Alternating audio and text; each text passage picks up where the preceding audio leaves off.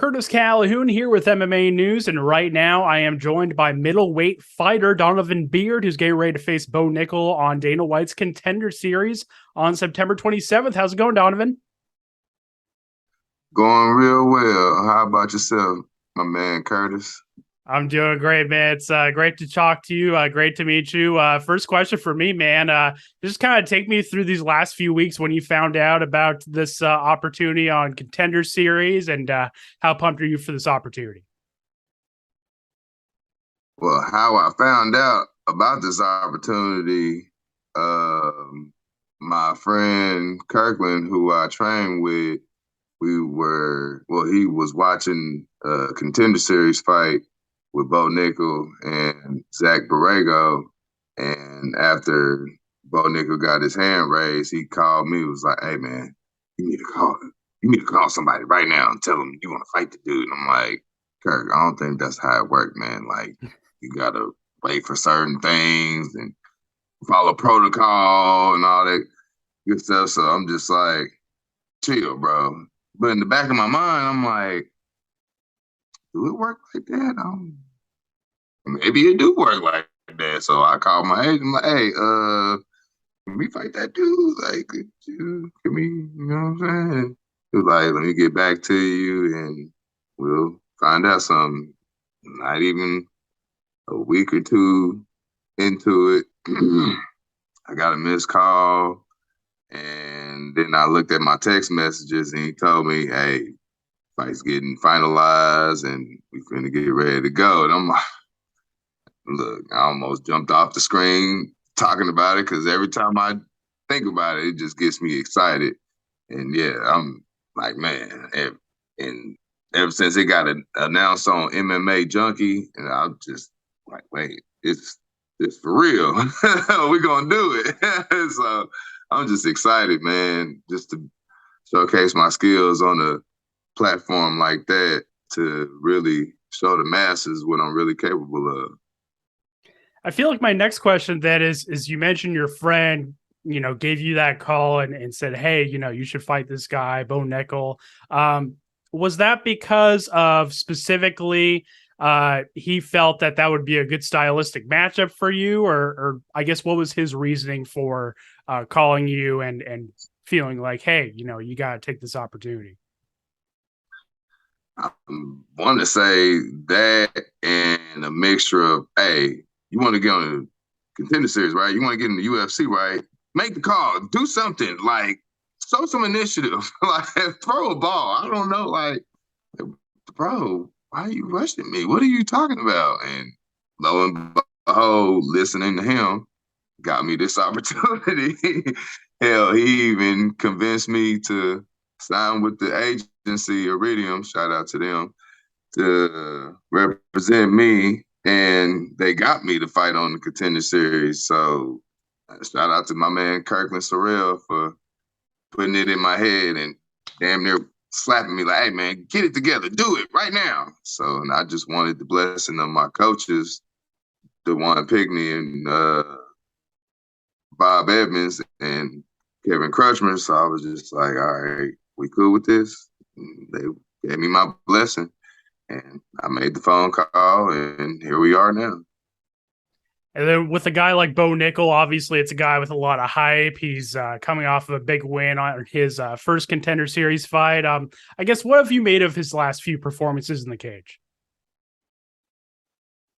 He won. That's good.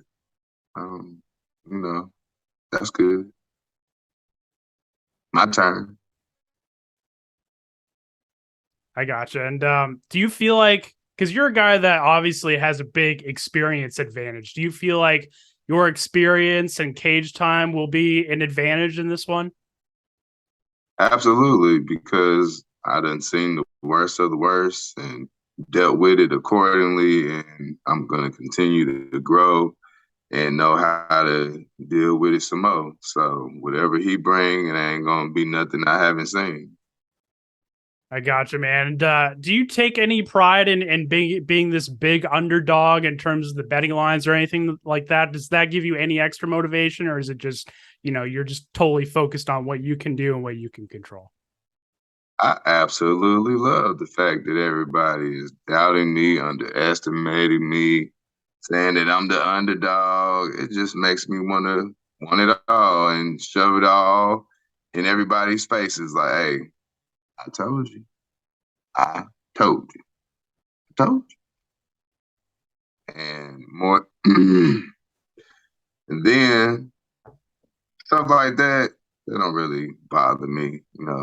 Being counted out. It should make you want to work harder, if anything. But to each is their own.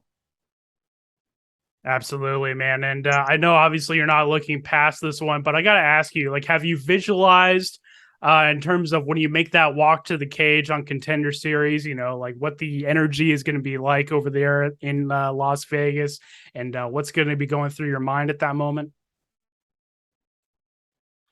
To be honest, that's when I'm gonna know that this fight is actually real because anything can happen during fight camp. He could get hurt, I could get hurt, somebody's flight may get delayed or whatever crazy situation, something like that could happen to where none of us would compete against each other.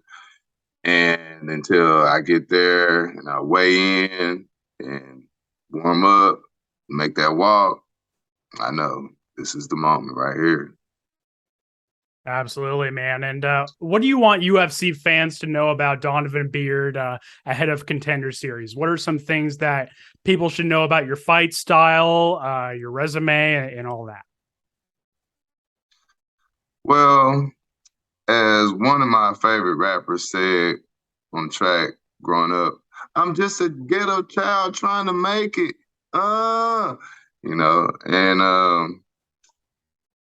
I just want better for myself. And I made this decision long ago to make this one of my goals, and along with other ones, that I wanted to take this as far as I could possibly go, despite my age and when I started.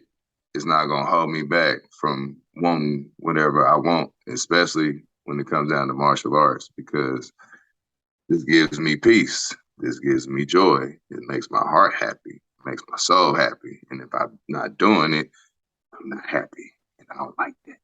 So that's pretty much on that one. And do you feel like getting that contract in the UFC will give you an opportunity to, show those guys or girls coming from, those underprivileged backgrounds that, hey, if I can do it, if I can make it, like I can make it too?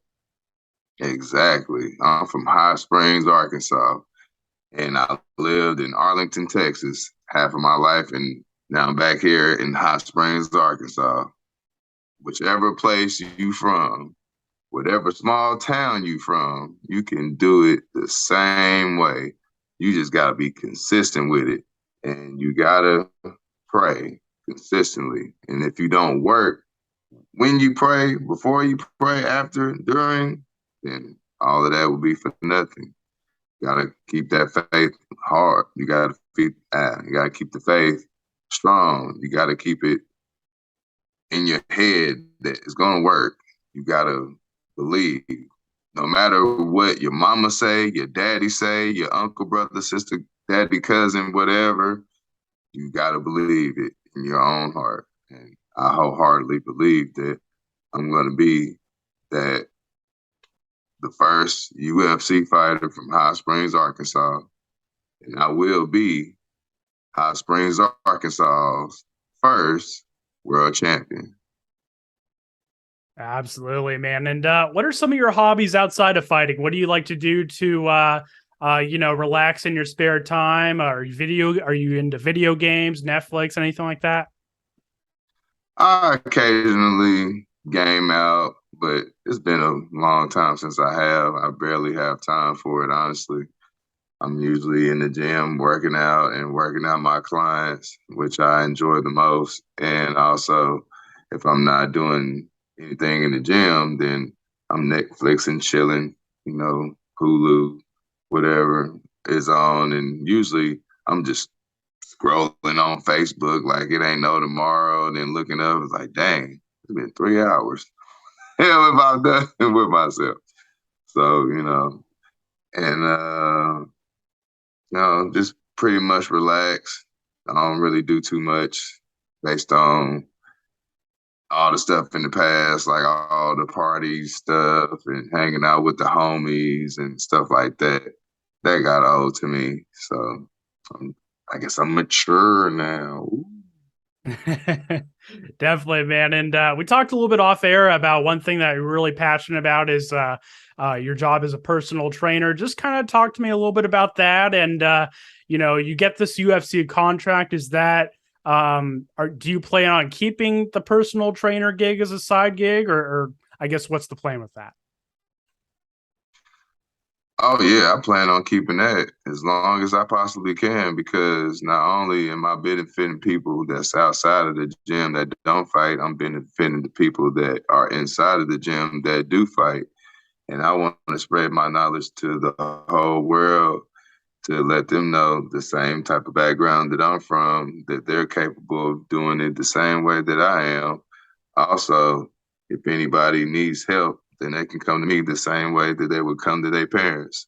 Just like I would be their coach, they would be my student. They look at me as a dad, I look at them as a daughter or son. And as far as me keeping it, oh yeah, I definitely plan on keeping it because I got those people rely on me just like I rely on them for inspiration and motivation. So they hold me accountable and I'm gonna hold them accountable.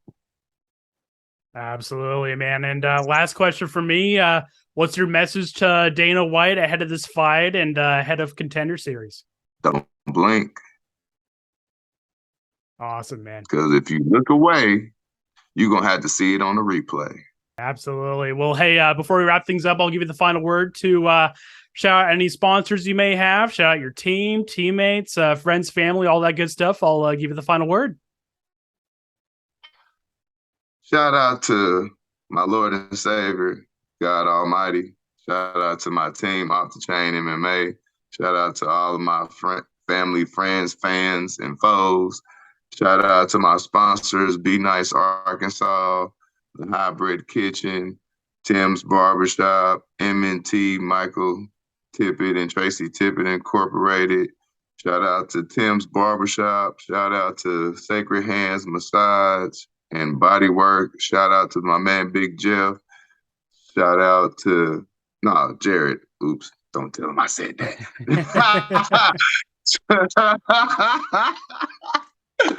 Dang it. Let me see. I think that's it. Cool. Awesome, man. Well, Donovan, it was great to chat with you. And I'm sure we'll chat again soon. All the best with these final days of camp. And I'm sure we'll chat again soon, man. Thank you so much for the time. Thank you so much. And I really appreciate the time, Kurt.